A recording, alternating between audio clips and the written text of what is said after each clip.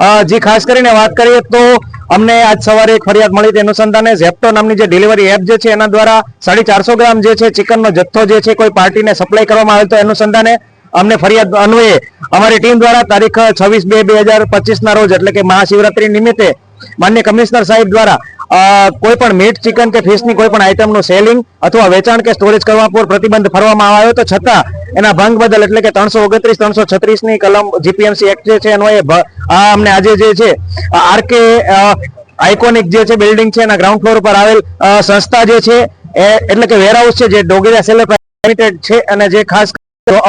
Zepto application છે એનું warehouse મુલાકાત કરતા 35 જેટલો ચિકન મીટ અને ફિશની આઈટમનો જથ્થો જે છે એ મળી આવેલ હતો અને વિવિધ પ્રોડક્ટના નોનવેજ આઈટમના જથ્થો જે મળી આવેલ હતો એ તમામ જથ્થો જે છે એ સીઝ કરીને એના પેકેટ છે ખોલીને એને નિકાલ જે છે ધારાધોરણ મુજબ એનો નિકાલ જે છે કરવામાં આવશે. આ ઉપરાંત સોલિડ વેસ્ટ મેનેજમેન્ટના 10,000 રૂપિયાનો દંડ જે છે વહીવટી 400 રૂપિયા અમે વસૂલી કરી રહ્યા છીએ.